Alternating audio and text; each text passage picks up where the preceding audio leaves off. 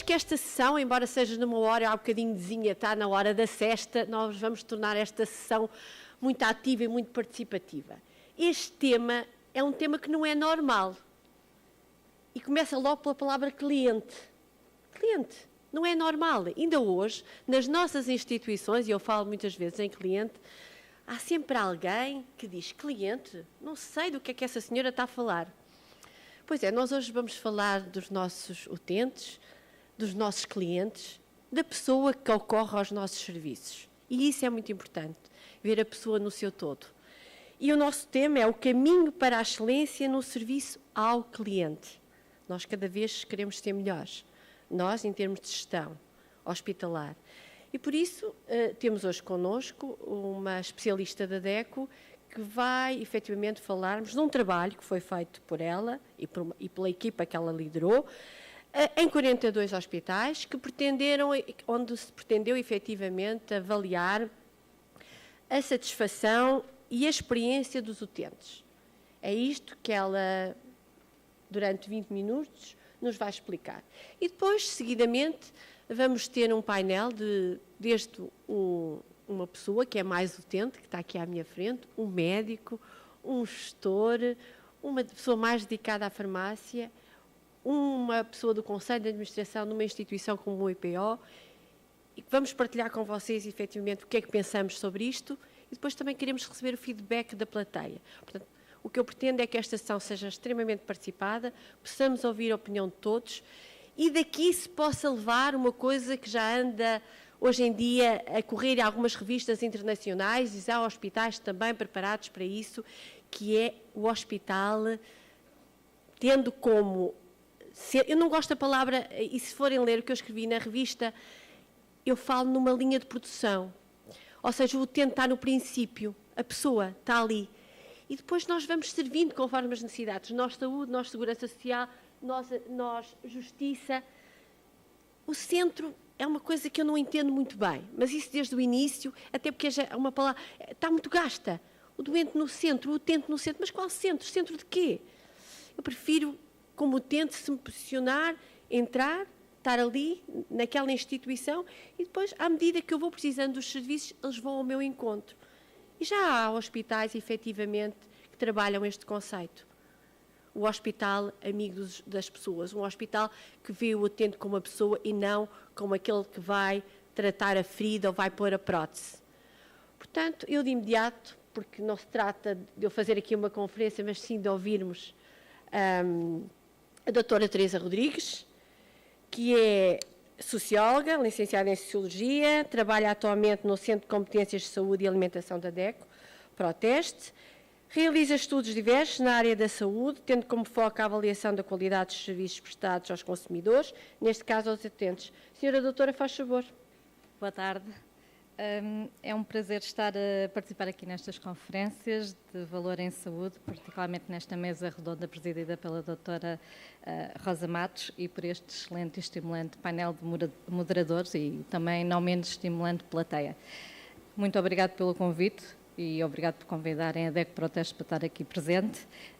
Eu chamo-me Teresa Rodrigues e sou responsável na DECO por termos desenvolvido este estudo com o envolvimento da Faculdade de Medicina de Lisboa e também do Instituto Superior Técnico de Lisboa, um estudo sobre a avaliação da experiência dos utentes em contexto hospitalar.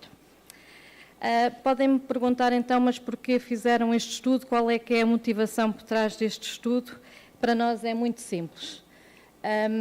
Diariamente somos bombardeados com informações sobre notícias, relatos, estudos, que de uma maneira ou outra nos dão uma imagem do que é que são os nossos hospitais, do que é que se passa com os doentes nos nossos hospitais e, sejamos honestos, às vezes, à parte de uma imagem até bastante depreciativa ou alarmista dos hospitais, nós temos também uma outra imagem. Estudos, avaliações, comparações internacionais que nos dão uma outra perspectiva e uma outra imagem do Serviço Nacional de Saúde. No entanto, como sociedade e para nós, então, como defesa do consumidor, é importante respondermos com confiança à questão ou à pergunta: qual é que é a experiência de quem recorre aos hospitais?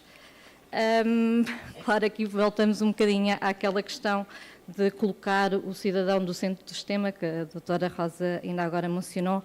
Para nós, colocar o cidadão no centro do sistema é conhecer ou ouvir falar das suas experiências nos hospitais, ou no sistema, neste caso. Mas falar de experiências não é a mesma coisa que falar de satisfação, e também não é a mesma coisa que perguntar a opinião dos utentes sobre os hospitais.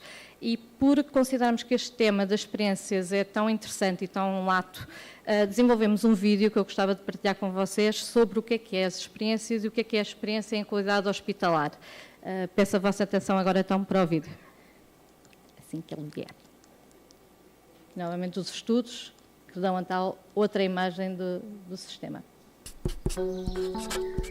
Então a perna está nova. E no hospital, como correu?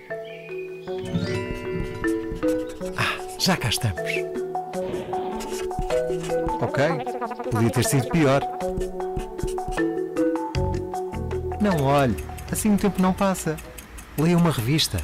Mande SMS aos amigos. Tenha paciência.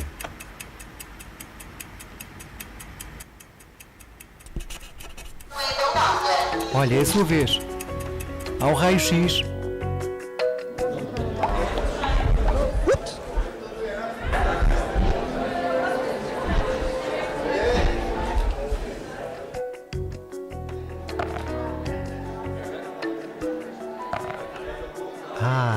Quanto não vale uma mãozinha amiga? Aqui está, viu? Esta foi fácil. Espere, não me deixe aqui sozinho. É apenas uma máquina e é para o seu bem. Não lhe mostre medo.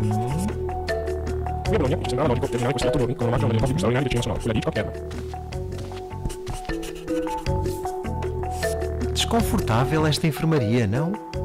Sente frio?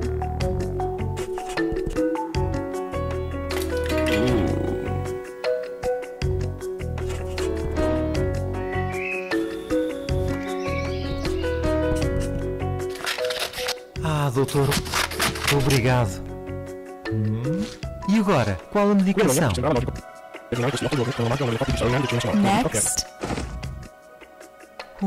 Salvo, mas com uma mão cheia de emoções. A vida de um hospital é feita das histórias dos seus doentes. Para promover cuidados hospitalares centrados nos utentes, a Teste de Saúde quer dar voz às suas experiências na avaliação dos serviços prestados. Afinal, podia ter corrido melhor.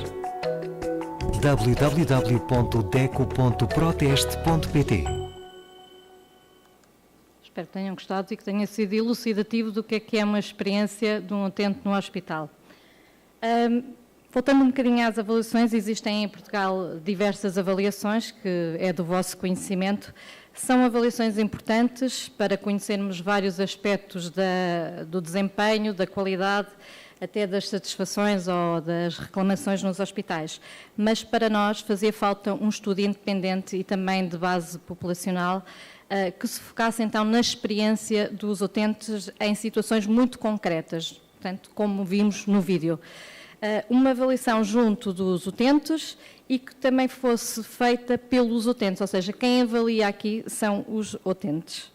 E foi isso que nos propusemos a fazer.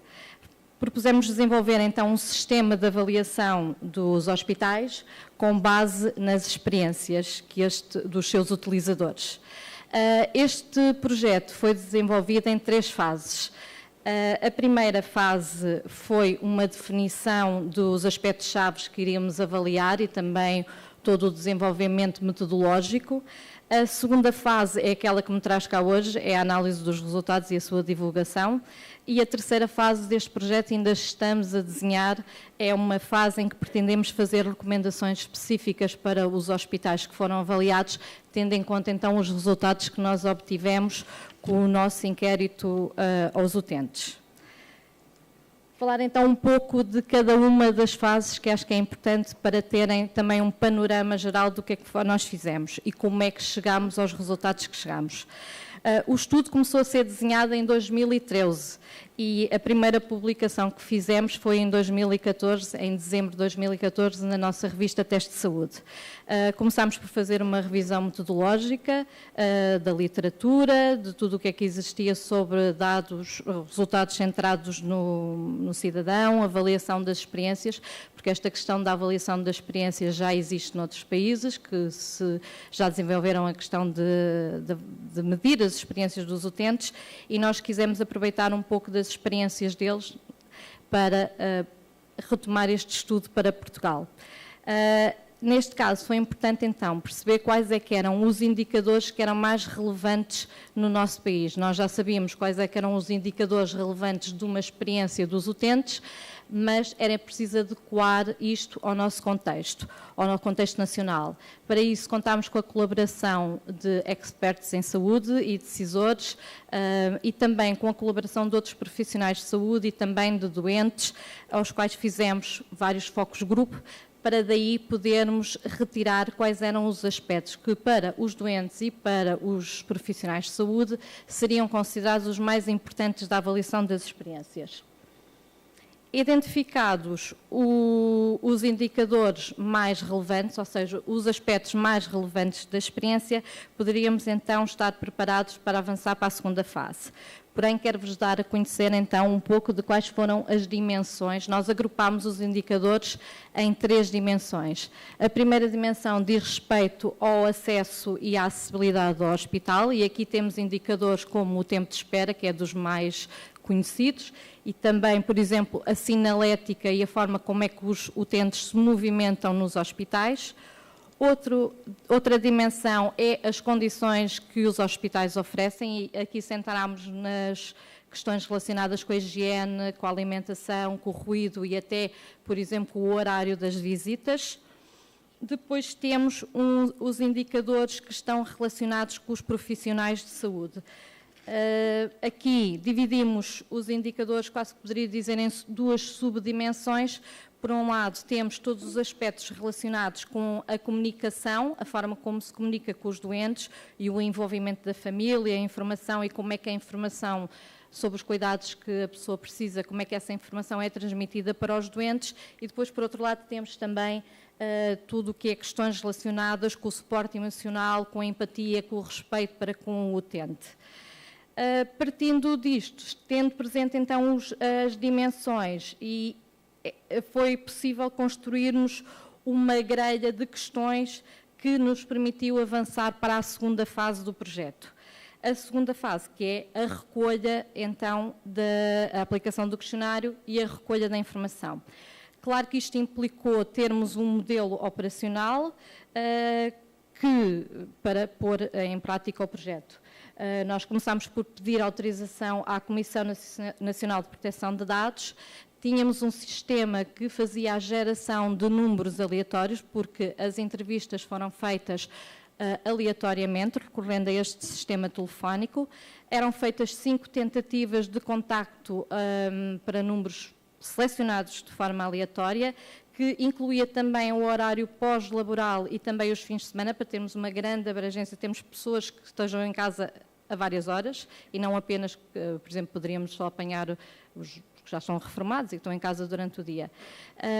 Era também possível fazer o agendamento das entrevistas e foram definidos também critérios de elegibilidade das pessoas que iriam responder ao nosso questionário. Podemos ver aqui alguns dos critérios, mas, por exemplo, um deles era que a última visita teria que ocorrer há menos de 6 meses. Posto isto, o trabalho foi levado a cabo por 14 entrevistadores, tínhamos 2 coordenadores que tiveram formação, os coordenadores faziam a supervisão de todo o trabalho, todo o momento em que estavam a ser feitas as entrevistas, havia sempre os nossos coordenadores a vigiarem e a tirarem dúvidas caso fosse necessário, e também houve momentos em que se fez uma avaliação da qualidade por rechamada de um grupo aleatório de entrevistas. Aqui uma fotografia da nossa equipa em trabalho. Foram aplicados 4 questionários. um que diz respeito à caracterização do agregado familiar e um questionário para cada um dos serviços, para o serviço de emergência, para as consultas externas, para o internamento. Isto porque, obviamente, que as questões que são colocadas a quem vai ao serviço de urgências, mesmo que o indicador seja o mesmo, por exemplo, estou a pensar aqui no tempo de espera, não se faz a mesma pergunta a quem está nas urgências ou a quem esteve numa questão de internamento. As questões são diferentes.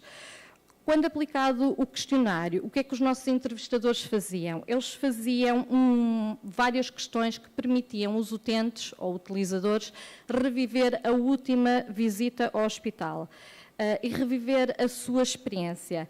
Nós chamamos a isto walkthrough. No fundo, é fazer toda a journey de como é que foi a última visita e onde, então, os entrevistadores faziam uma recolha de dados, muitas vezes em questões abertas, que poderiam ser depois tratados de forma qualitativa, outras em perguntas mais fechadas. E durante esse momento, ia-se passando todos os momentos da visita e também os nossos respondentes iam dando apreciações aos diferentes aspectos do episódio. Estes aspectos são os nossos indicadores que já referi anteriormente, terminando sempre, então, com uma pontuação global da avaliação da experiência. Os dados foram recolhidos durante o mês de maio a dezembro de 2017. Tivemos uma boa taxa de resposta, tendo em conta os números que foram contactados. As pessoas, de facto, ficavam muito interessadas em colaborar e partilhar a sua experiência e, no fim, acabamos por ter 1.723 entrevistas completas. Feita a recolha dos dados, foi necessário, então, definir uma estratégia para a sua análise.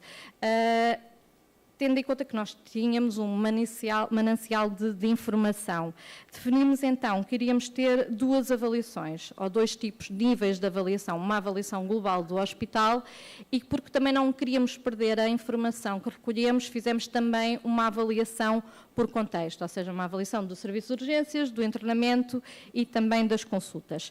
Foram definidos também critérios para os hospitais a serem selecionados para a avaliação. Eles tinham que ter pontuação no mínimo em 2 dos 3 contextos e também foi definido que que os estabelecimentos tinham que ter um número e consistência de respostas que permitissem obter uma apreciação global com precisão de pelo menos satisfatória. Estávamos certos, então, que os hospitais com maior afluência teriam maiores probabilidades de reunirem informação suficiente para a análise que pretendíamos fazer. Neste estudo, acabámos por recolher informação de 143 estabelecimentos de saúde. Destes, 42 hospitais cumpriam com os critérios de seleção. Este gráfico, acho que está aqui um ponteiro, este gráfico aqui mostra a distribuição da precisão das avaliações e apenas analisámos então os hospitais cujo erro da pontuação global fosse menor que 12,5. Vemos que no gráfico que vários hospitais obtinham pontuações com erros muito baixos, outros com mais satisfatórios, os restantes foram eliminados. Como veem, nós eliminámos bastantes hospitais. E assim ficámos com 37 hospitais públicos, 5 privados e praticamente temos hospitais que representam quase todas as regiões de saúde e também as regiões autónomas. Aqui temos um gráfico que mostra os resultados da nossa avaliação global, ou seja, a avaliação dos 42 hospitais. Aqui apresento-vos o gráfico com a avaliação por percentagem e podemos ver que esta linha vermelha indica uma posição que os hospitais obteriam caso a distribuição fosse absolutamente normal, o que é que até parece ser o caso. Não há aqui grandes disparidades nas avaliações, eles todos estão muito bem concentrados. As avaliações foram muito boas, nós definimos uma escala de avaliação para os scores obtidos e, de facto, quase todos os hospitais obtiveram uma pontuação acima dos 74%. 3 hospitais, inclusive, estão acima dos 95%, 2 públicos e um hospital privado. Se analisarmos os dados pelas dimensões, aquelas dimensões que eu anteriormente referi, que as 3 dimensões onde agrupámos os vários aspectos que os utentes consideram relevantes na experiência, vimos aqui que a dimensão que foi melhor pontuada pelos utentes é a dimensão dos profissionais de saúde. Desculpem lá, pus esse lado. Foi aquela que obteve a melhor pontuação por parte dos nossos respondentes, seguido das condições dos hospitais e, por fim, não tão boa a avaliação, por comparação, mas mesmo assim bastante boa, a dimensão da acessibilidade. Vimos aqui que, por exemplo, a questão da movimentação e os tempos de espera acabam sempre por ser aqueles que têm uma avaliação mais baixa. Este gráfico seguinte mostra, então, os resultados globais dos profissionais de saúde. Tem boas pontuações globais e, normalmente, estão distribuídas pelos vários hospitais. A questão das condições do hospital, também temos um grupo de hospitais bem pontuado e um não tão bem pontuado. Na acessibilidade, pode-se ver por aqui, é que já encontramos dados mais díspares. Aqui, dados mais díspares entre os hospitais e também foi na acessibilidade que obtivemos as pontuações mais baixas. Estes dados, se quiserem consultar, estão no nosso site, no site da DEC Proteste, onde estarão as quatro avaliações. Temos a avaliação global, a avaliação por serviço, a avaliação dos vários serviços, por urgências, por consultas externas e pelo internamento. Podem fazer se quiserem ver, podem fazer um sorte por a pontuação obtida pelos hospitais. Também podem filtrar por tipo de hospital, distrito ou por região de saúde, sendo que também é possível comparar pelo menos 5 hospitais. Basta clicar aqui e podem fazer comparação de 5 hospitais. Se quiserem depois saber com mais detalhes, informações relativamente aos indicadores e como é que os indicadores de cada hospital foram avaliados, é uma questão de carregar aqui, ver os resultados do teste e segue para aqui, onde encontram todos os indicadores, também com uma explicação aqui, o que é que corresponde a cada um dos indicadores e a avaliação que foi obtida, que cada um do hospital obteve individualmente nos indicadores. Este estudo trouxe-nos muita informação e, de facto, nós ficámos com muitos mais dados que não apresentámos ainda. E um dos dados que nós neste momento estamos a trabalhar é o que é que os utentes valorizam mais. Nós já sabemos então quais são os indicadores, sabemos como é que eles os pontuaram, mas queremos saber que dentro desse conjunto de indicadores que foram selecionados, quais são aqueles que têm maior peso na pontuação. E de que forma é que eles influenciam, quais são os indicadores que influenciam a experiência dos utentes. Vou-vos apresentar um pequeno exercício que já fizemos, para o internamento e, neste caso, é a contribuição da pontuação dos diferentes indicadores na pontuação global da experiência do internamento. Como podem ver, há aqui um grupo de indicadores que não apresentam grande correlação com o resultado final, com a avaliação final, que são indicadores que estão relacionados com as condições do hospital, com a acessibilidade, e, no entanto, os indicadores que estão relacionados com os profissionais de saúde, simpatia, empatia, apoio, ajuda na tomada de decisão, estes sim estão bastante correlacionados com a pontuação global que os hospitais obtiveram, o que significa que tem mais peso na avaliação que o hospital obteve. Nós achamos que isto é muito interessante e que estas análises ainda estamos a trabalhar nelas e pretendemos ainda trabalhar mais, mas podem dar informações muito valiosas sobre quais são os aspectos prioritários e de maior valor, por exemplo, neste caso, para os doentes que estão internados. Como eu falei, este projeto está dividido em 3 fases. A primeira fase foi a fase de definição de método, a segunda fase foi a aplicação do questionário e os resultados que já apresentámos, de uma forma muito resumida, obviamente, e a terceira fase é uma fase que nós ainda estamos a desenhar, que tem a ver com a construção de recomendações para os hospitais, ou seja, tendo em conta os resultados que nós obtivemos com o estudo das experiências e que os hospitais obtiveram, nós queremos traçar recomendações para que os hospitais possam melhorar a sua posição. Pretendemos fazer um painel de Delphi online com 3 rondas, com consulta a participantes informados, e desde já lanço aqui o meu pedido de colaboração aos senhores administradores que queiram estar presentes neste estudo. A primeira ronda consiste numa identificação de potenciais recomendações. Basicamente o que vamos pedir é para responderem a questões como: que características têm os hospitais que tiveram melhor pontuação para ter essa pontuação? Ou então, os hospitais que não foram tão bem pontuados, quais são as barreiras que existem? Portanto, o que pretendemos é pedir aos proponentes para desenvolverem ou fundamentarem recomendações para se melhorar. Na segunda ronda, o que se pretende é, então, que se façam recomendações. Para a recomendação A, B, C ou D, o que é necessário? É necessário recursos financeiros? É necessário que haja regulamentação? É necessário que haja formação?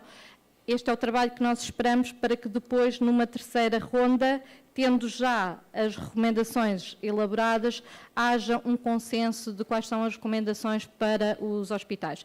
Pronto, este é o trabalho que estamos a fazer neste momento e o que se pretende é construir recomendações adequadas aos perfis dos hospitais, tendo sempre presente então os resultados que nós obtivemos na avaliação das experiências dos utentes.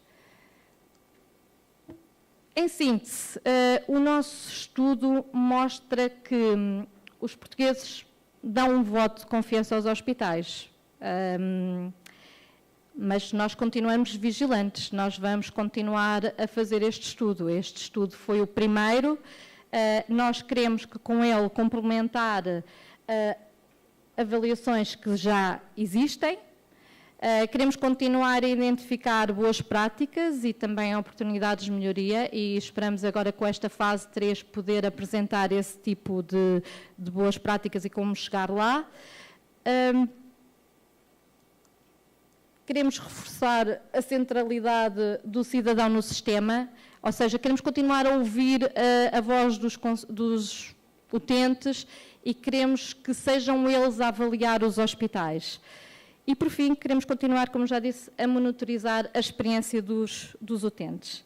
Este é o diálogo que pretendemos abrir em Portugal, partindo sempre da experiência dos utentes. Muito obrigada pela atenção.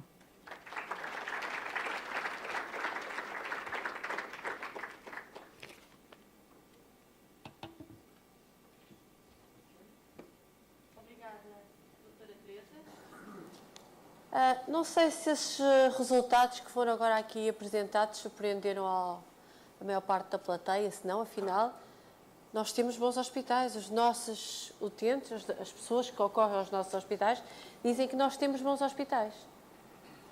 Será que as nossas organizações estão vocacionadas efetivamente para, hoje em dia, para responder às necessidades efetivas dos nossos utentes? Será que, efetivamente, estes 80%, 96%, temos ali hospitais com 97%, 98% de classificação positiva, é mesmo verdade? É isso que nós sentimos no nosso dia-a-dia? E começo por chamar, para comentar estes resultados, o Alexandre Guedes da Silva, que é presidente da Sociedade Portuguesa de Esclerose Múltipla.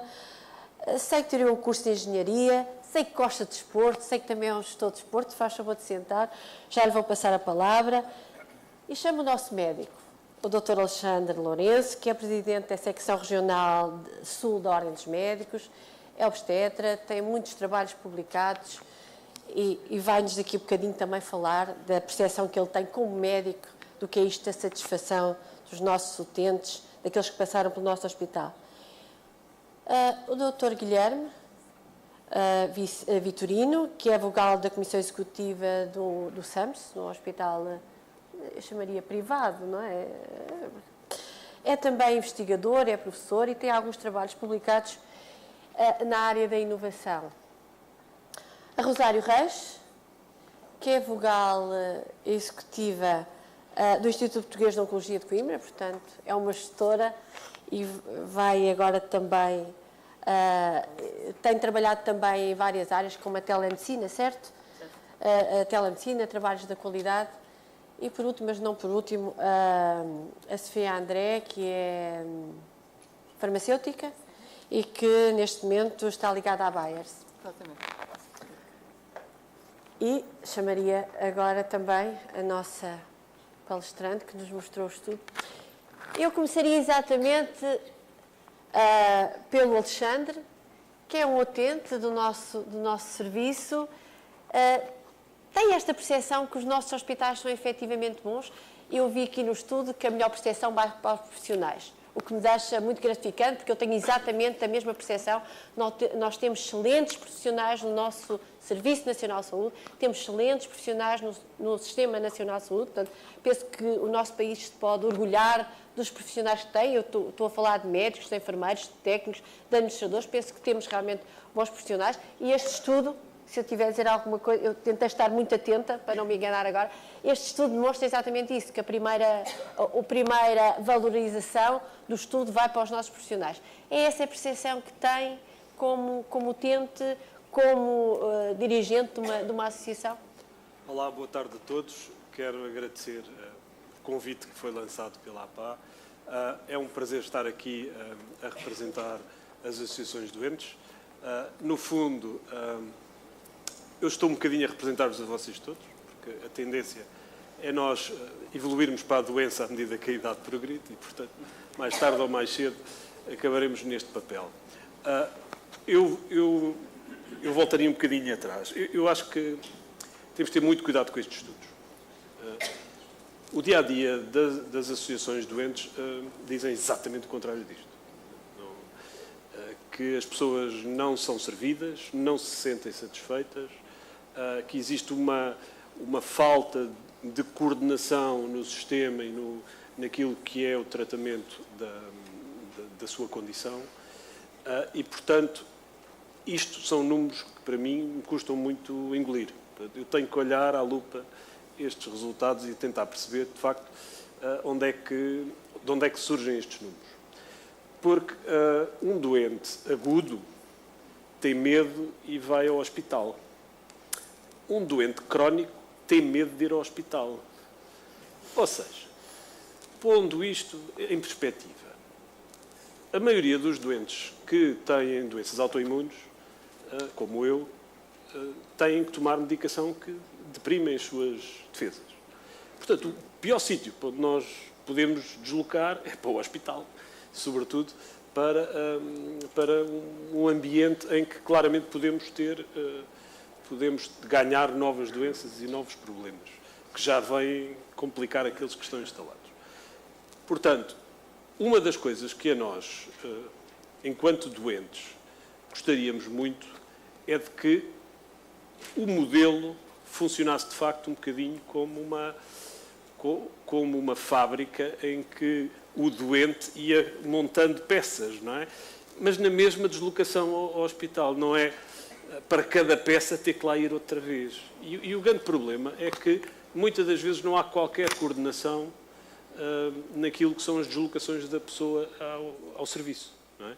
E ela tem que voltar ao serviço de forma recorrente e muitas das vezes até inglória, porque não sei quantas vezes eu cheguei a Santa Maria e não consegui levantar a medicação porque a farmácia fechava às 6, temos pena, chegou às 5h58, não conseguiu estacionar, já não entra e tem que voltar no outro dia. No meu caso, eu morava em Cascais, portanto era relativamente fácil. Agora um desgraçado que vem de Vila Franca de Xira ou que vem de Torres Vedras já não é tão simples. E, portanto, nós temos, de facto, ótimos profissionais.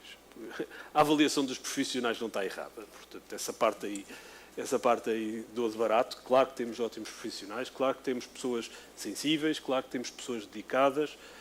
Trabalhar num ambiente deprimido em termos financeiros como é o da saúde, eu acho que vocês têm muita garra por não desistirem, por continuarem. Agora, claramente o sistema não está virado para nós enquanto utilizadores, enquanto doentes que necessitam. Por exemplo, eu vejo um desperdício imenso em cuidarmos muito da terapêutica principal, mas depois esquecemos todas as outras. Um doente com esclerose múltipla que não faça reabilitação rapidamente entra em perda de capacidade motora, fica totalmente dependente e a partir daí torna-se cada vez mais caro. E caro para o sistema, caro para a família, caro para a sociedade. Não é? E, portanto, se nós não conseguirmos equilibrar as várias vertentes daquilo que é o engajamento do sistema com o doente, nós não conseguimos lá chegar. Eu vejo uma outra questão, eu hoje fiquei bastante surpreendido com a questão social, dos internamentos sociais. Claramente que na doença crónica não há divide, não há qualquer divisão entre a área social e a área médica. Não pode haver, porque a doença crónica acaba por ter implicações sociais. Há uma perda de rendimento sério no agregado familiar e isso leva a que as pessoas tenham muito menos capacidade e rendimento para se valer, não é? E isso é progressivo, ou seja, à medida que o tempo passa, vai agravando, não melhora. E se nós não somos capazes de olhar para isto desta forma e ser capazes de arranjar soluções que de facto aliviem as pessoas, eu tenho muitos doentes que se refugiam em casa, ponto final. Portanto, já estão na cama, já não querem saber, já não ir ao hospital para quê? Eu não vou ficar melhor, não há razão nenhuma. E isto, de facto, depois mexe com outras coisas que muitas das vezes a gente nem liga, mas que é a parte psicológica do enfrentar a doença, de ser capaz de aguentar uma corrida de fundo como é uma doença crónica, não é? E, portanto, eu acho que todos estes aspectos devem ser vistos. Eu convidei um especialista a ir visitar a SPEM há algum tempo, um especialista do Hospital do Futuro, de uma associação chamada Hospital do Futuro, e ele ficou deslumbrado, porque, de facto, todos os nossos serviços estão feitos à volta do doente. Ele entra lá, não é? É acompanhado pela assistente social, depois, se for preciso, passa no psicólogo, passa na reabilitação e, se for preciso, sai de lá com um serviço que vai a casa ajudá-lo a fazer algumas coisas, alguns dias por semana. E eu acho que isso faz com que as pessoas, de facto, apreciem aquilo que é um serviço integrado e uma prestação de serviços integrada que faz com que a sua qualidade de vida melhore. Porque eu acho que o principal indicador aqui é a qualidade de vida do doente. E se nós não olharmos para esse indicador de uma forma séria, e se não o monitorizarmos de uma forma séria, o valor em saúde é qualquer coisa que fica um bocadinho disperso e um bocadinho fora de contexto. Acho que este estudo é bom, é um bom primeiro passo. Acho que devemos ser muito críticos em relação aos resultados. Eu sou muito crítico, eu não acredito que nós estejamos nos 90%. Portanto, nem pouco mais ou menos. Portanto, há aí um enviesamento no estudo qualquer, nós depois discutiremos isso, mas claramente há exemplos que nos permitirão, com certeza, compreender melhor o sistema e ser capaz de melhorar no futuro. E, portanto, tenho que dar os parabéns aos autores do estudo, mas com estas reservas. Muito obrigada, Alexandre. Voltará a falar, com certeza. E eu agora passava a palavra à Rosário Reis. Nós temos excelentes profissionais e as organizações. As nossas organizações, os nossos hospitais, estão organizados, têm uma estrutura, têm uma estratégia para responder a estas necessidades que acabou agora de referir o Alexandre. Ou seja, os hospitais pararam no tempo?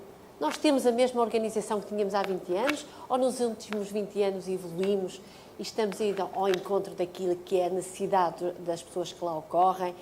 É um hospital, está na moda dizer que os hospitais são amigos dos bebés. Temos os hospitais amigos das pessoas, amigos dos nossos utentes? Eu acho que sim. Temos. O que é que nós temos feito, nós gestores, para efetivamente tornar isto uma realidade efetiva e que a percepção do Alexandre seja uma percepção real? Eu queria primeiro começar por agradecer à APA o amável convite que me fez para estar hoje aqui presente.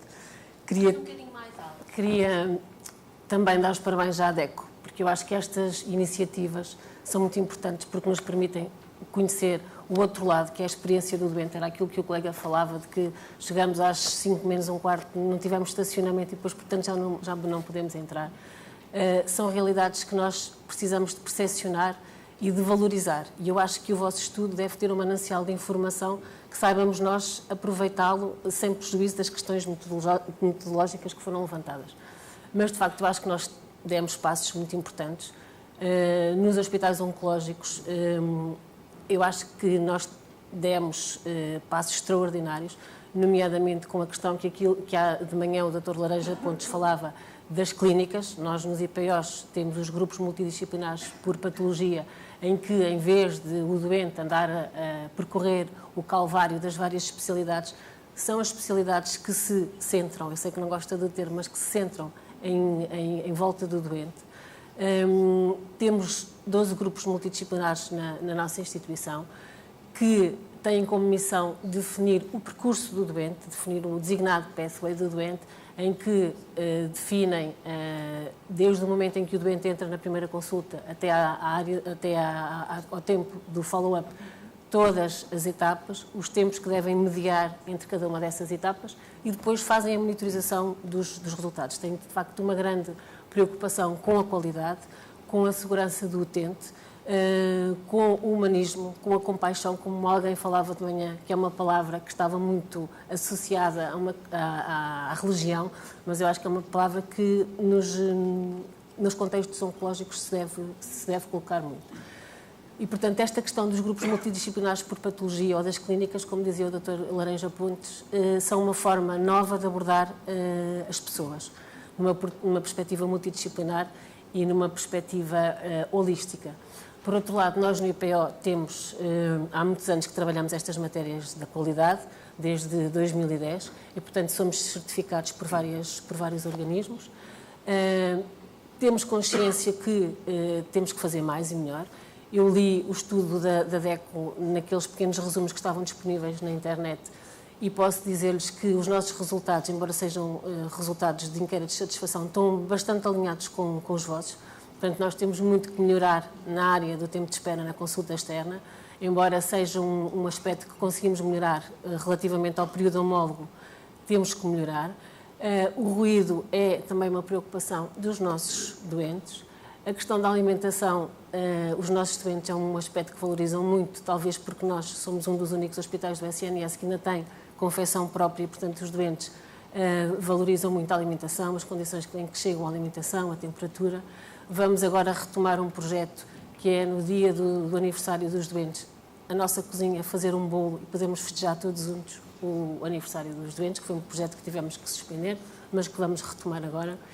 E temos também um outro projeto muito interessante, que é, através da metodologia Lean, irmos estudar o percurso dos doentes dentro dos grupos multidisciplinares por patologia, para vermos onde é que há os constrangimentos, porque os nossos profissionais, melhor do que ninguém, sabem onde é que há as oportunidades de melhoria.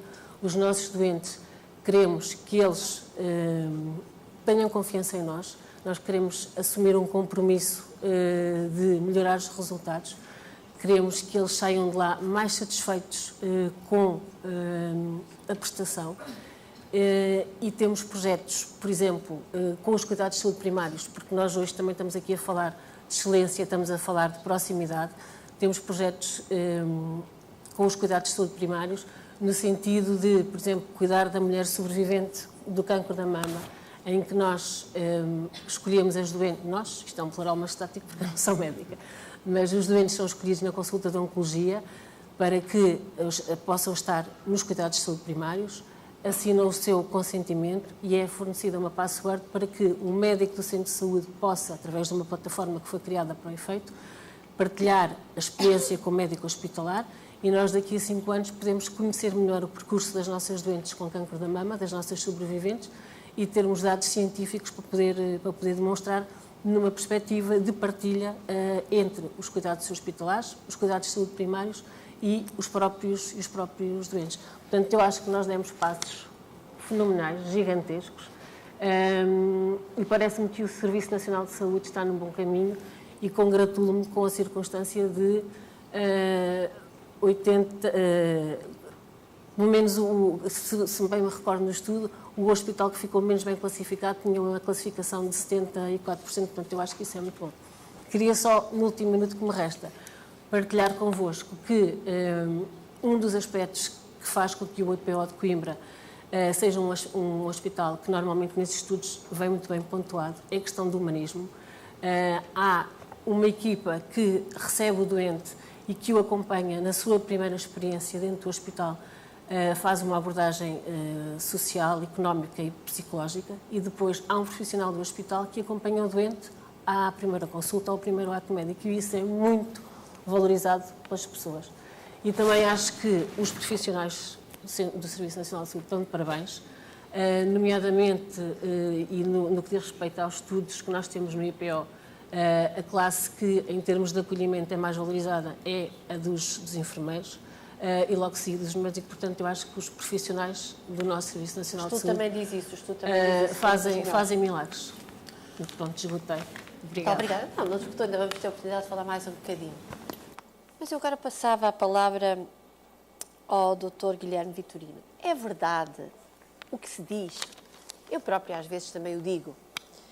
Ou dizia, o privado é bom na parte hoteleira, a comida é muito boa, tem sempre ali uma senhora bem vestidinha, as senhoras no guichê estão sempre, as cadeirinhas são brancas, nós temos no serviço público as cadeiras rotas, queremos lá saber se a senhora come ou não come. Portanto, toda a parte hoteleira é muito valorizada num hospital privado.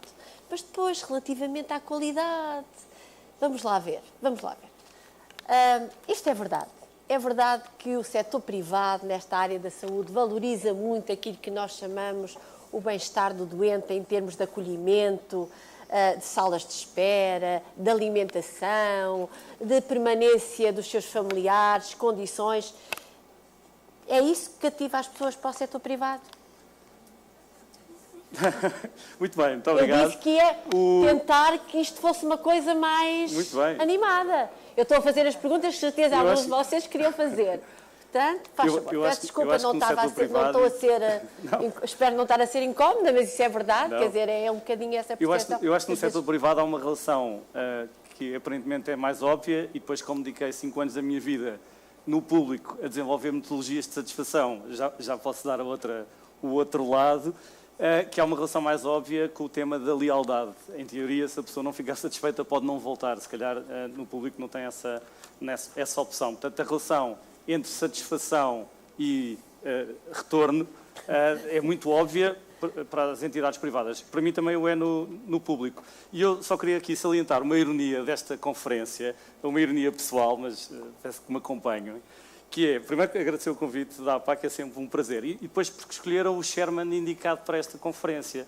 Porque eu tive a honra e tenho a estima e a consideração de ter trabalhado com o Dr. Jorge Varanda nos hospitais, na unidade de missão dos hospitais SA, e no meu primeiro dia de trabalho, o que o Dr. Jorge Varanda disse foi, isto em 2003, penso eu, 2002, temos que criar um indicador nacional de satisfação do doente, ou do cliente, ou do utente, como quiserem chamar, e foi esse um caminho que trilharmos. Isto é um tema, já agora só para dizer quais são as dificuldades de quem tem que montar isto, e portanto eu queria dar uma palavra a quem fez este estudo da DECO, porque é realmente muito difícil. Primeiro porque na literatura isto não está fechado o tema, porque há pessoas mais interessadas no tema mais relacionado com os patient reported outcomes, com a qualidade do output, e outros com a qualidade do processo, eminentemente a vocação deste estudo. E, portanto, mas na prática estamos sempre a ver a congruência entre as expectativas das pessoas e depois o seu cumprimento de expectativas. E isto lança enormes desafios a quem tem que medir, portanto, desafios metodológicos, e lança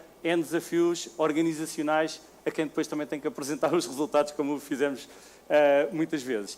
E, portanto, se calhar, não sei, vou tomar eu a escolha, mas se calhar ia fazer também alguns comentários sobre os desafios que organizamos que identificamos nestas duas dimensões. Não foi aquela provocação para a população? Não, e aí são independentes de ser público e privado.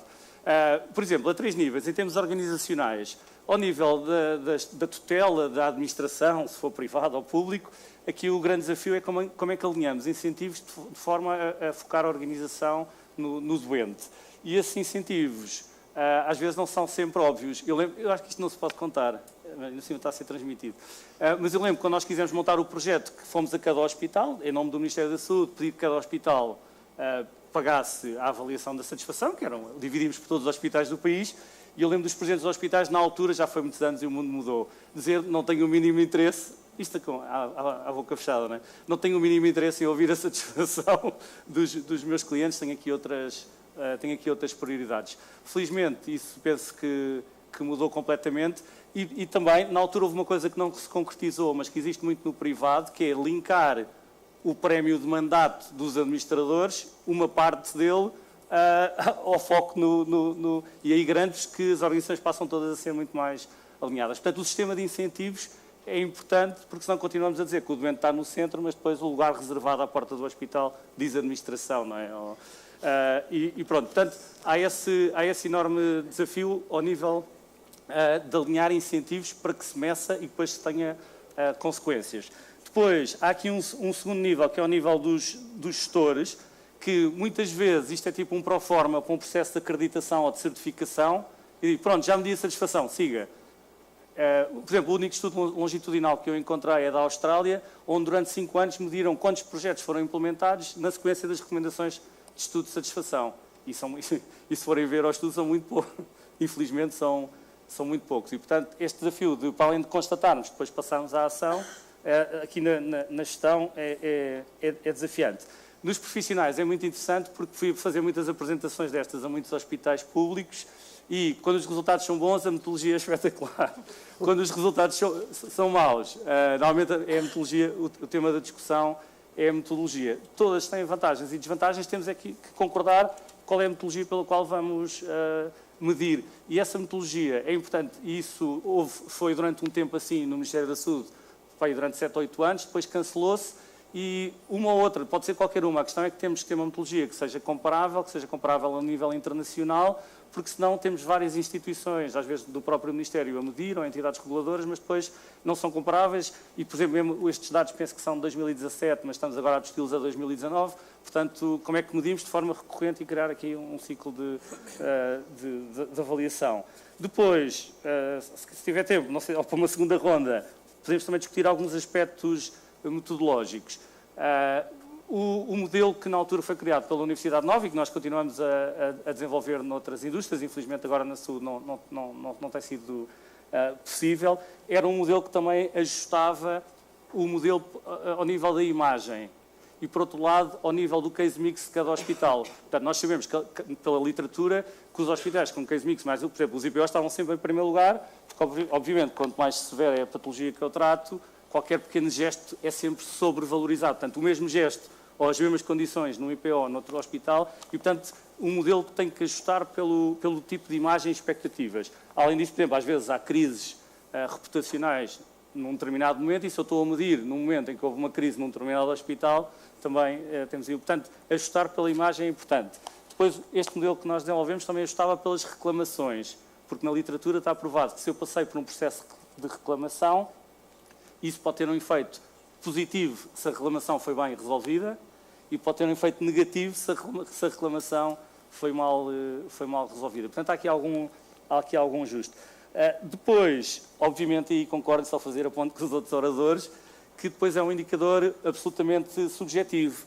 Nós também, com o Dr. Varanda, fizemos um projeto de redução de tempos de espera para consulta no Hospital de Viana do Castelo e eu lembro-me que o tempo de espera médio era para aí de 1h15 e nós, através de um processo de reengenharia, conseguimos reduzir para 30 minutos, que é um ganho em termos operacionais e de melhoria contínua, é impressionante, mas o nível de satisfação só melhorou durante um mês. Ou seja, nós estressamos com o tempo que o Windows demora a abrir o ecrã, não é?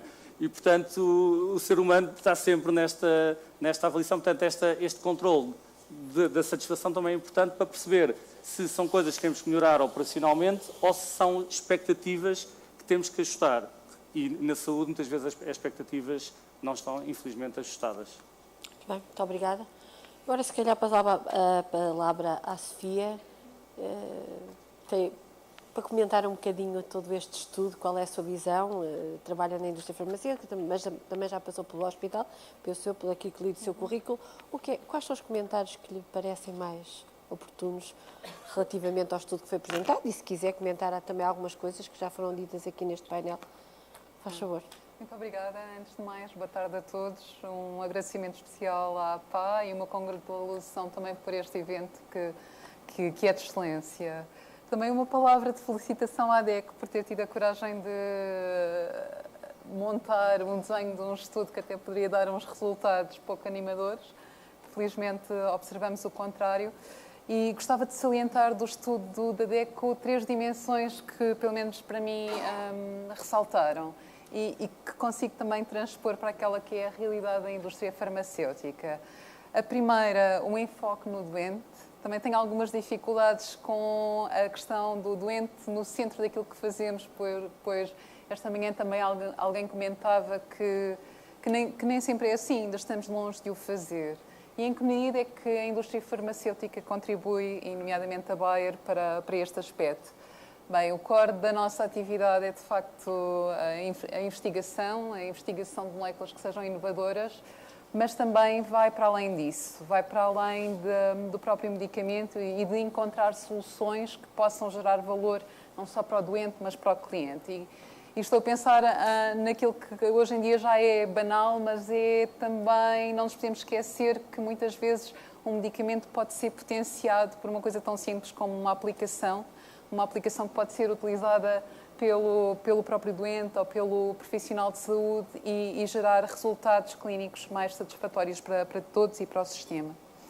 A outra coisa que sublinharia do estudo da DECO é, de facto, dimensões exploradas, como seja equipas multidisciplinares, o trabalho, o envolvimento do doente, o envolvimento de familiares no processo da tomada de decisão. E aí a Bayer, e transpondo novamente um bocadinho para a minha realidade, o que nós procuramos fazer é, de facto, ter um modelo de inovação aberta, querendo com isto dizer que reconhecemos que coletivamente, o esforço coletivo pode nos levar mais longe e procuramos ter parcerias várias, seja com universidades, seja com hospitais ou outros centros de investigação. Traduzindo ou ilustrando com exemplos muito práticos que podem fazer aqui um fit na experiência, numa melhor experiência do utilizador no contexto do nosso Serviço Nacional de Saúde.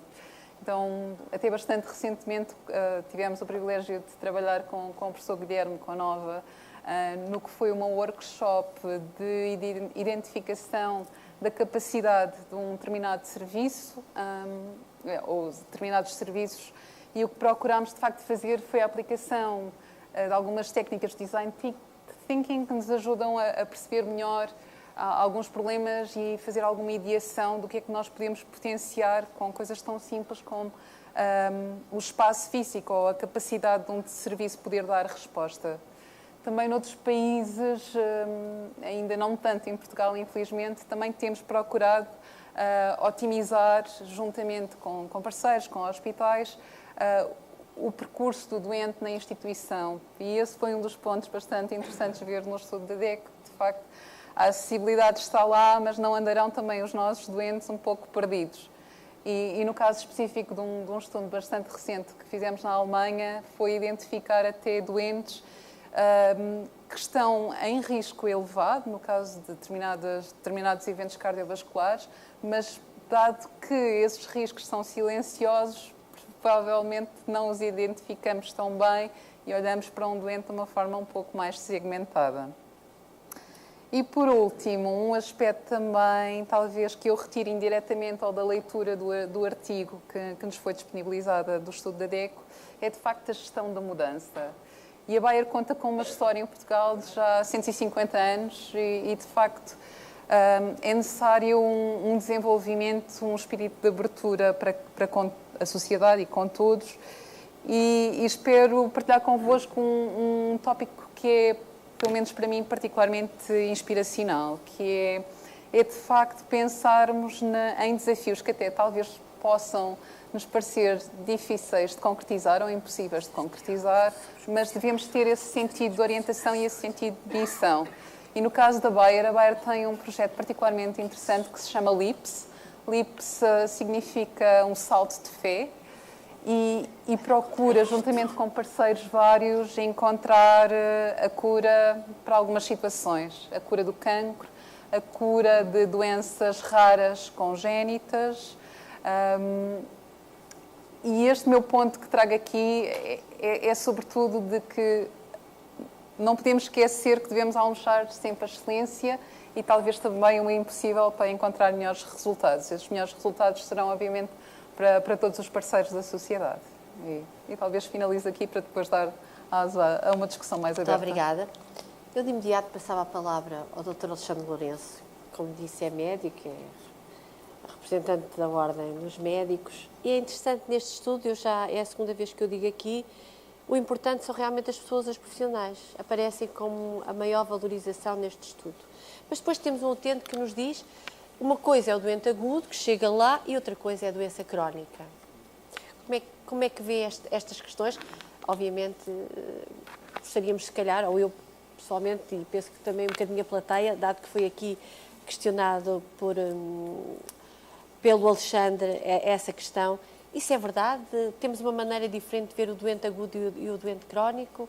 Este estudo corresponde mesmo àquilo que nós, profissionais de saúde, temos ideia que são as nossas instituições? Dr. Alexandre, faz favor. Deixa-me começar ao contrário. Primeiro queria agradecer de Alexandre Lourenço para Alexandre Lourenço a amabilidade do convite e lamentar a troca de quarto, mas isso não é a primeira vez, nem será a última que nós teremos esse tipo de confusão. E a segunda, porque eu acho que também seria importante animar, nós falámos disso no princípio. Deixem-me começar com uma história que pode fazer algum sentido, mas que é uma história que eu recidivamente uso com os meus alunos. Tem a ver com uma história que acontece num destes centros de saúde que já não tem médico para os seus utentes há muitos anos e que de repente recebe um novo médico, e esse médico era Deus. Chega lá, uma história que muitas pessoas já certamente conhecem, e o primeiro utente que chega lá é um senhor de idade que entra de cadeira de rodas no consultório e que se vira para o médico e diz: olha, venho aqui mais uma vez, já não tinha médico de família há 10 anos, e Deus vira-se para ele: olha, o que é que é o seu maior problema? Eu já não ando há muitos anos. Não há problema. Levanta-te e anda. Mas assim, levanta-te e anda. E ele lá se levanta da cadeira de rodas, dá os primeiros passos, vê que anda e sai a correr do consultório, todo contente. E os restantes utentes que estavam à espera do médico perguntam: então, como é que é o novo médico? É mais ou menos como aos outros, não passou uma receita, não me deu atenção. Ou seja, isto eu queria tentar mostrar que a perspectiva, e aqui é muito claro, a perspectiva com que cada grupo encara a execução da saúde é muito diferente. E quando nós falamos de serviço ao cliente e do utente, ele tem uma perspectiva. Quando nós estamos a falar com os gestores, eles estão a pensar numa perspectiva de eficiência e da racionalidade de cuidados. E quando estamos a falar nos médicos, que é esses que eu estou aqui a falar e a representar, a nossa perspectiva é muito, muito diferente. Os médicos muitas vezes veem-se como num filme, como o Rambo, que luta contra a doença no meio das adversidades, sem condições, sem armas, com um canivete, e tem uma grande satisfação por derrotar a doença no fim. E é assim que muitas vezes os médicos se veem nesta luta contra a doença, e daí eles desvalorizarem, muitas vezes e com frequência, a satisfação que o utente tem da experiência. E isso mostra bem, é importante percebermos essas diferenças quando estamos a falar com classes que esperam coisas diferentes do sistema de saúde. Eu acho que este estudo é muito interessante, e indo agora para o estudo, porque eu acho que é importante focar nele.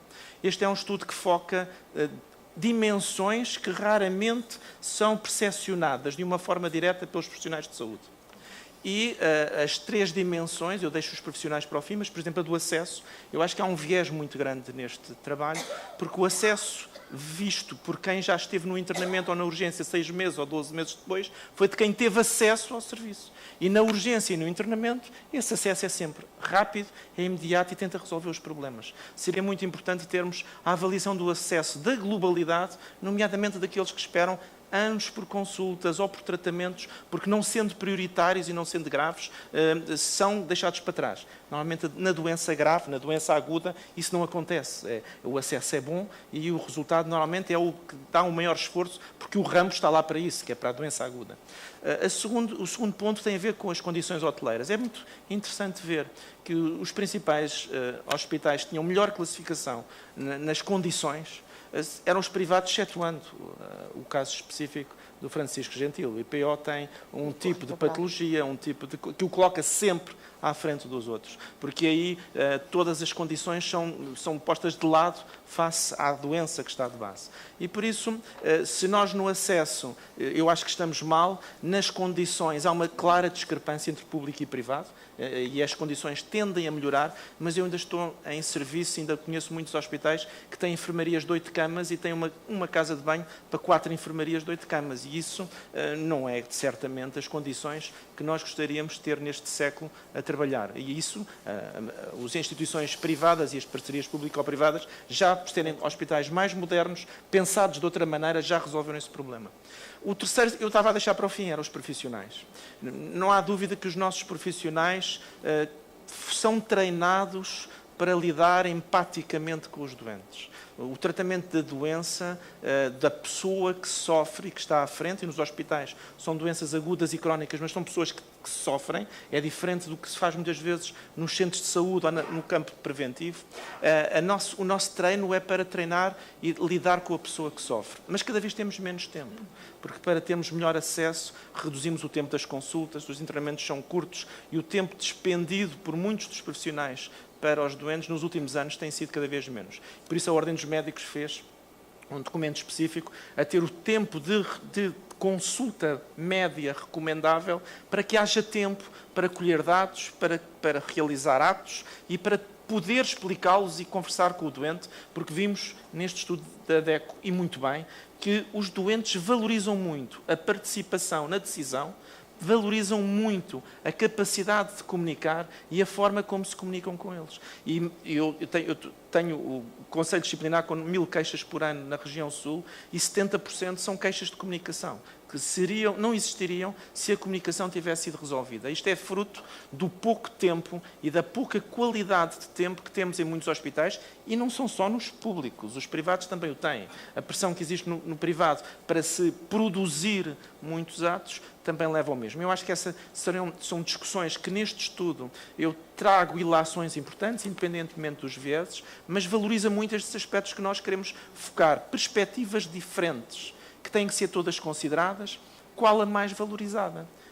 A perspectiva que o médico valoriza, que o utente valoriza ou que o gestor valoriza são certamente diferentes.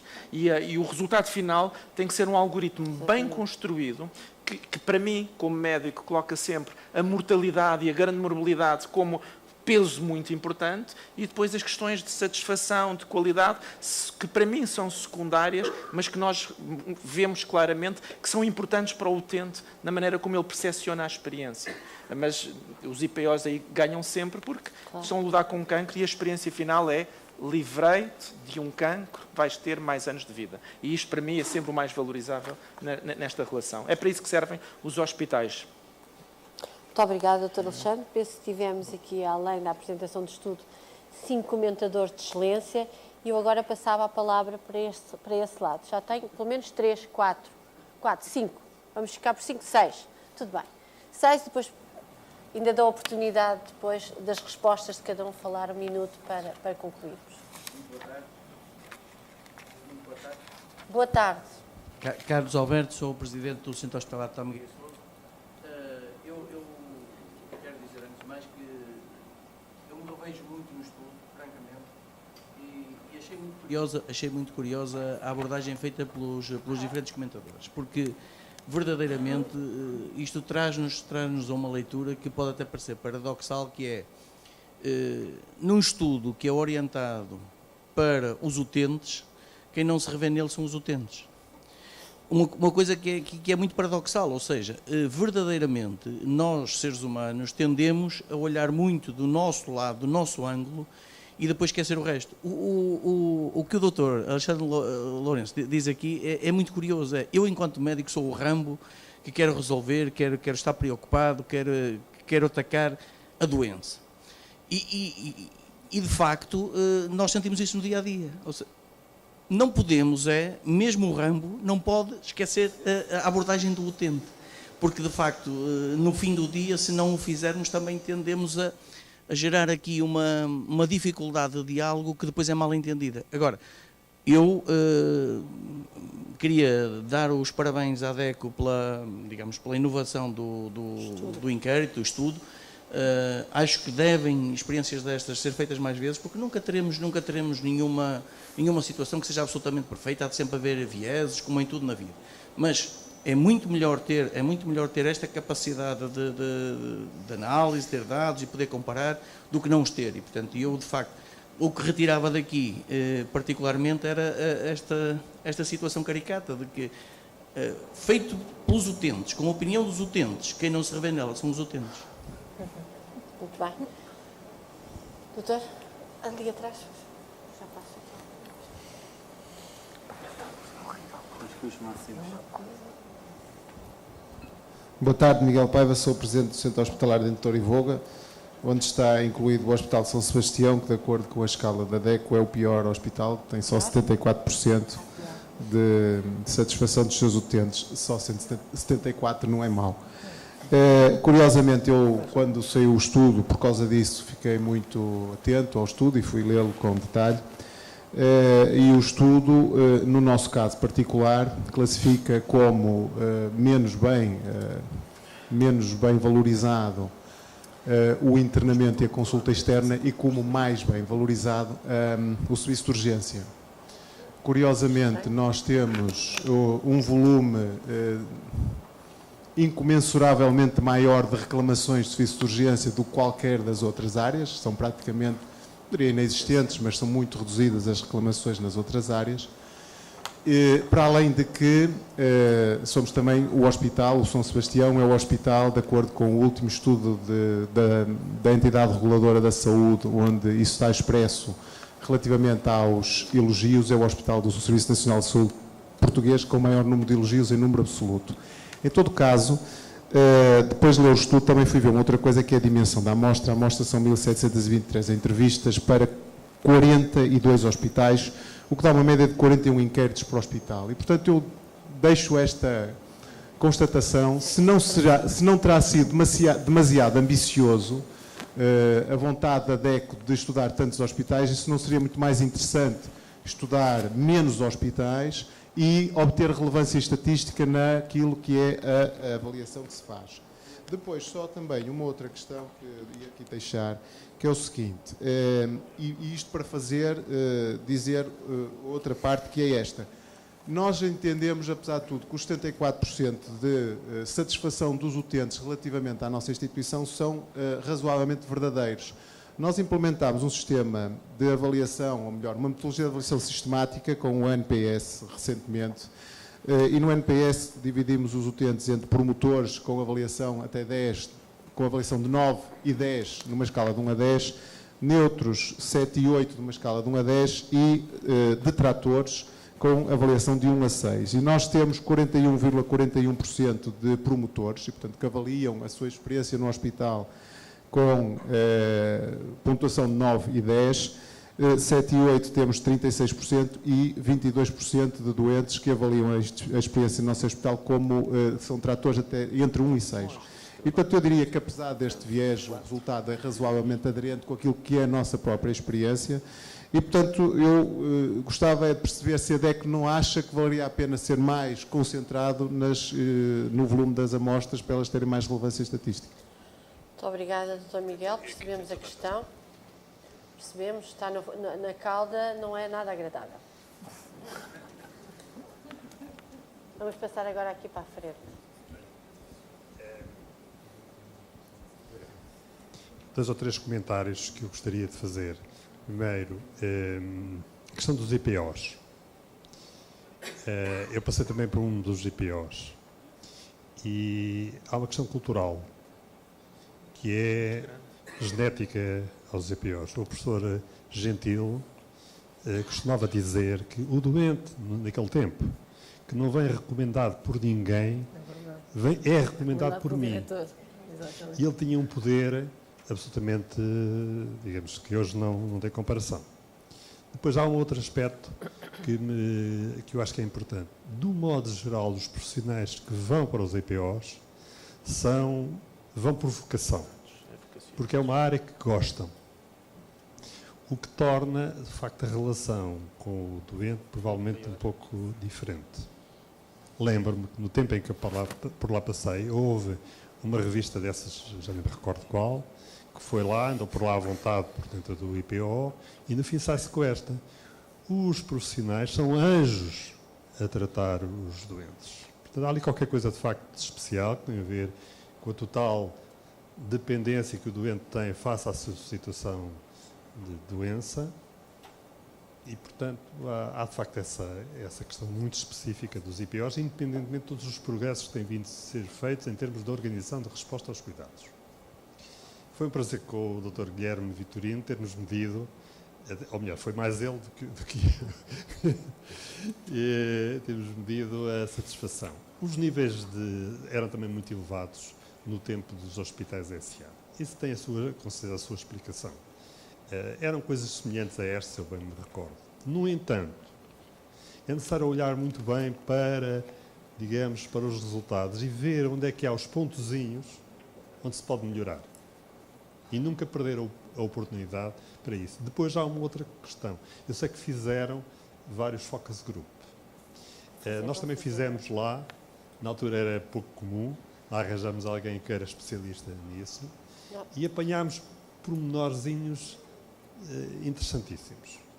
Entre o pessoal, por exemplo, peço desculpa, não quero estar a interromper, mas tem que ser um bocadinho mais breve. Então eu vou acabar já. Duas pessoas a quem passar o microfone. Eu vou acabar já só com esta mensagem.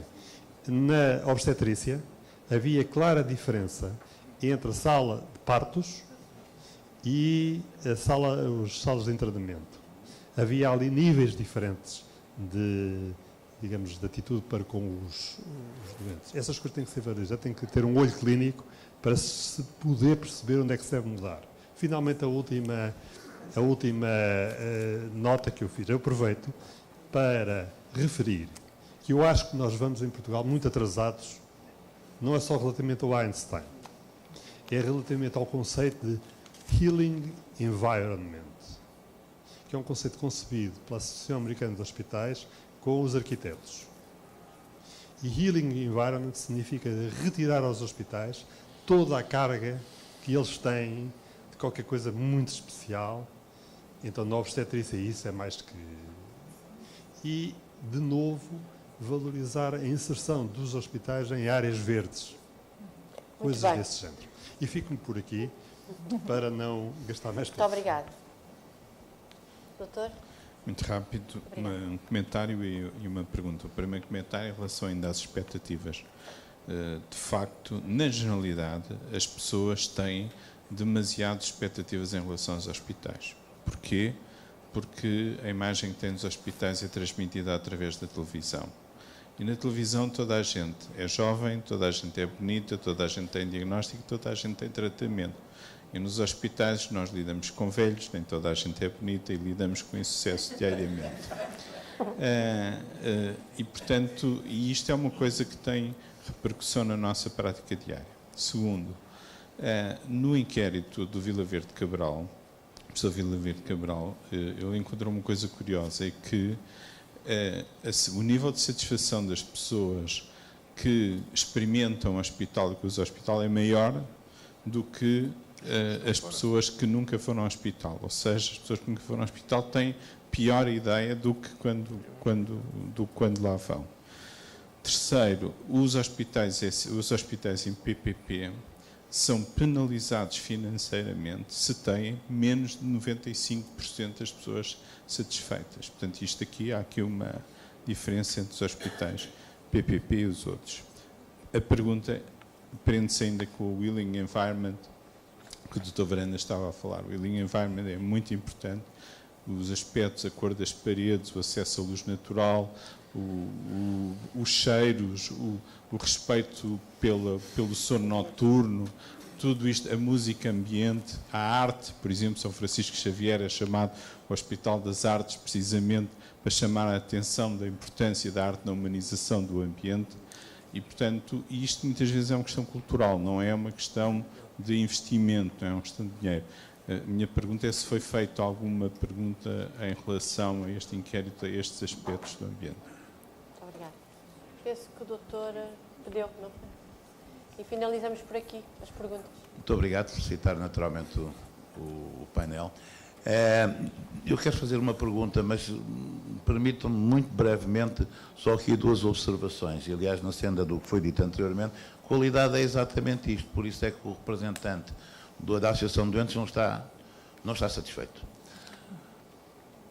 O parâmetro de avaliação de qualidade, qualquer um de nós sabe, seja no serviço, seja no produto, excede ou não excede a nossa expectativa.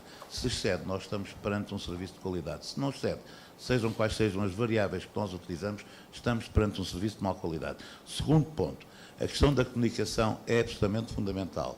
A Joint Commission, estudos e outras entidades, nomeadamente está publicado no JAMA, identifica a 3ª causa de morte nos Estados Unidos, medical errors, e que nós não devemos cair na tentação de traduzir literalmente por erros médicos, mas são erros sistémicos da organização. E diz quais são as 3 principais causas. Primeira causa, bad communication. Segunda causa, wrong communication. Terceira causa, no communication at all. Então vemos como, do ponto de vista da qualidade, é importante comunicar com os doentes. O Dr. Alexandre Lourenço tem toda a razão. Eu sei que não tem tempo. Por isso é que nós estamos empenhados, a administração, a associação e todos nós profissionais, em passar, digamos, de uma remuneração quantitativa pelo volume de dados, pelo valor que os médicos e as equipas queriam. E se nós conseguimos remunerar com base no valor, os médicos e os enfermeiros, as equipas de saúde, compreenderão rapidamente o quanto a comunicação é um grande auxiliar do diagnóstico e do tratamento. A questão é a seguinte. Eu, quando há inquéritos de satisfação, fico mais atento ao outro lado da lua do que propriamente, digamos, ao quarto minguante. E porquê? Se me dizem que, no limite, há 80% de cidadãos satisfeitos com o Serviço Nacional de Saúde, o que é que isso significa? Significa que tem 320 mil permanentemente insatisfeitos. Isto no internamento, face ao universo de internamento. Bom, 320 mil é a cidade do Porto. Eu, que moro em Guimarães e que passo quase todos os dias no Porto, não gostaria de atravessar a cidade do Porto com os portistas todos insatisfeitos, independentemente dos resultados no Dragão. Palavra de honra que não gostaria. E para terminar, eu em dada altura estava a trabalhar num hospital da Califórnia, o El Camino Hospital, e lá numa reunião do board, veio lá o responsável do marketing, todo satisfeito, e disse para o CEO, para o presidente do board, tenho 98% dos doentes satisfeitos. E eu disse, homem, você vai-me arruinar. Como? Então, nós, entre atos de diagnóstico, diversidade de dados, 4 milhões de doentes por ano. O que o senhor me está a dizer é que eu lá fora tenho permanentemente 80 mil pessoas dispostas a processar-me ao ritmo de $1 milhão cada uma, e o hospital não tem 80 mil milhões de dólares. Portanto, ponha-me essa gente toda satisfeita, por favor. Muito obrigada, Dr. Delfim. Eu agora dava a palavra aos comentadores e começava exatamente pelos 2 Alexandres, seguindo esta ordem, para que pudessem responder, e foram feitas algumas questões diretas, inclusive o presidente entre o do Hospital de Tâmega e Sousa questionou muito diretamente a percepção do utente, e depois seguimos esta linha para que todos, mais ou menos 1 minuto a cada um, para que possamos responder ou fazer algum comentário final.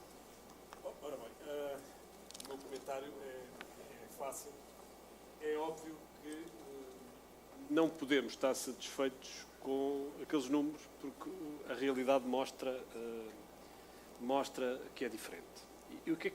E agora, aqueles números são totalmente válidos e a realidade também é totalmente válida. O que falta aqui é que nós conseguimos, de facto, perceber o que é que estamos a medir, para que é que estamos a medir e como é que vamos utilizar os resultados dessa medição. Na qualidade, normalmente, há uma parte que é sempre muito difícil, que é a introdução daquilo que se aprendeu no ciclo e depois para começar o novo ciclo. E muitas das vezes até fazem-se as coisas, mas quando chega a altura de começar um novo ciclo, esquecem-se as lições e parece que estamos a começar outra vez e a andar um bocadinho atrás do rabo da boca e não conseguimos sair dali. Claramente, para o utente, aquilo que interessa é explicar à organização que nos serve que queremos mais e, sobretudo, queremos que já não queremos só que nos salvem a vida, não é? Porque isso é mais ou menos um dado adquirido. Nós hoje queremos que a vida que nos salvaram tenha qualidade. E eu quero que as soluções terapêuticas que me recomendaram, que eu faço, me permitam ser um cidadão normal. Não é? Eu, se estiver sentadinho, vocês não dizem que eu sou doente. Não é? Eu vivi com a doença 20 anos sem saber que tinha a doença. E devo-vos dizer uma coisa importantíssima. Foi graças a um médico que gastou 1h30 numa consulta comigo que ele conseguiu perceber que eu tinha a doença. Porque se fossem 20 minutos, de certeza que eu continuava com a doença e não sabia o que é que tinha.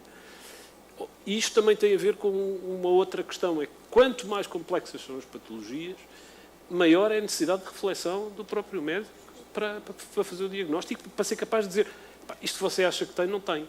Você tem a outra coisa. E, portanto, nestas questões, de facto, nós temos que ter muito cuidado.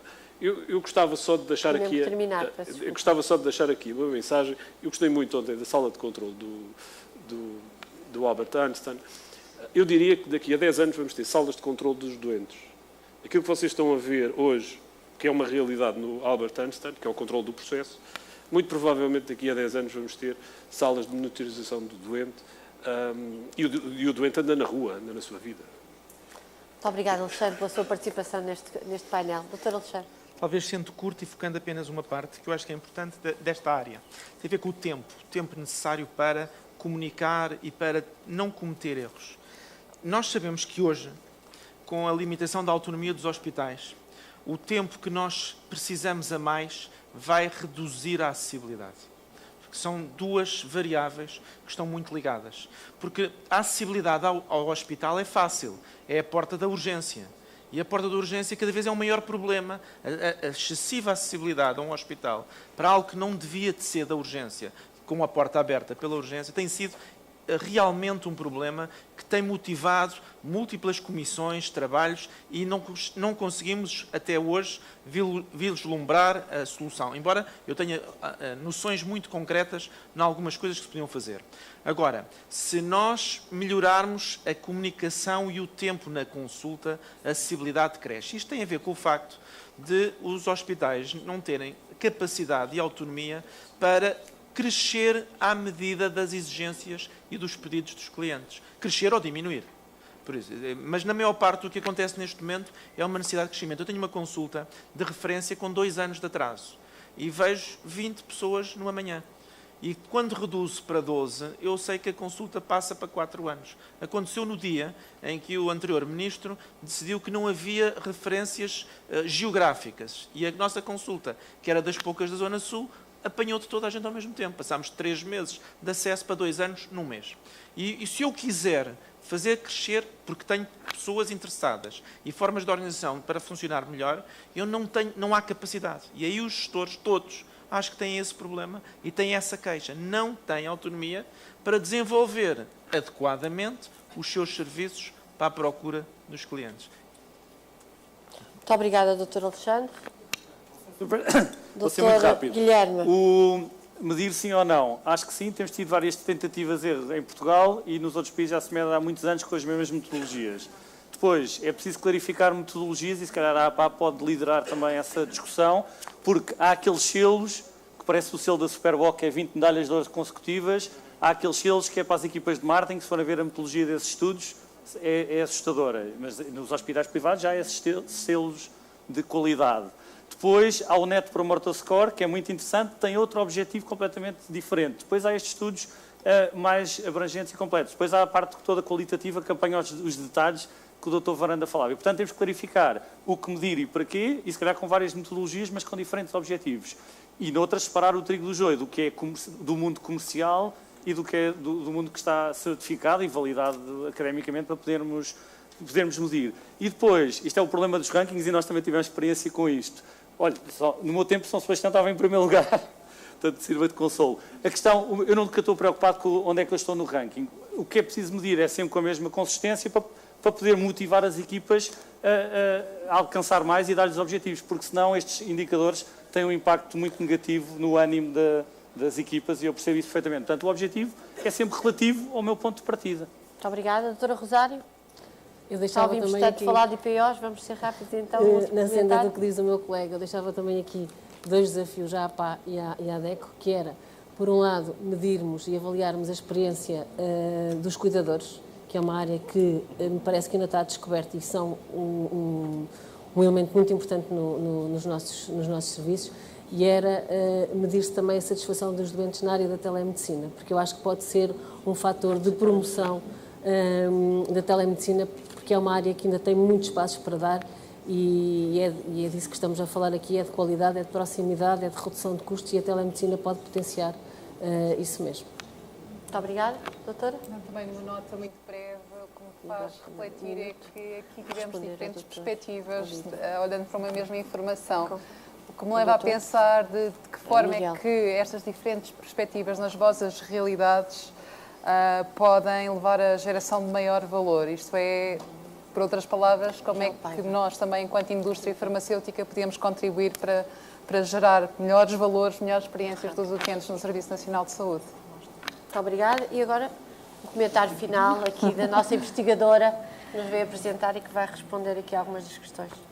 Bem, gostei muito de vos ouvir e, de facto, levo aqui muitas ideias para melhorar este estudo, porque este não é o primeiro, nós pretendemos dar a voz aos utilizadores, e o que nós fizemos nesta primeira fase, ou neste primeiro lançamento, por assim dizer, foi uma análise mais global do que se está a passar.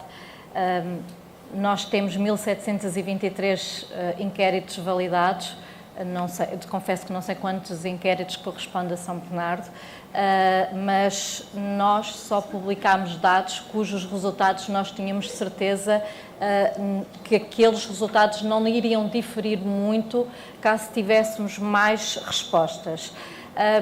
É muito complicado aplicar este questionário. Este questionário não é um questionário que se faça em 5 minutos ou em 10. São questionários de 20, 30 minutos em que se passa, o nosso entrevistador está ali a passar passo a passo por todos os momentos que o utente teve no hospital e teve com aquela experiência. Procurámos indicadores que fossem muito globais, globais à experiência, globais ao hospital, de forma a que, lá está, pudéssemos comparar IPOs, pudéssemos comparar privados e pudéssemos comparar públicos. Queremos no futuro, com mais respostas, e voltando a repetir este estudo, e temos a certeza que vamos ter muito mais respostas, provavelmente afinar ou apurar mais estes resultados. E isso com certeza até nos vai trazer outras avaliações, outros resultados que serão interessantes depois aqui partilhar, porque, como eu digo, este é o primeiro. Tem coisas que têm que ser melhoradas, com certeza, mas é a voz dos consumidores, é a voz dos utentes, é a voz estas 1.723 pessoas que passaram por estes hospitais e tiveram estas experiências. E estes foram os dados. Neste momento, o que é que podemos dizer? Que sim, são os profissionais que fazem a diferença.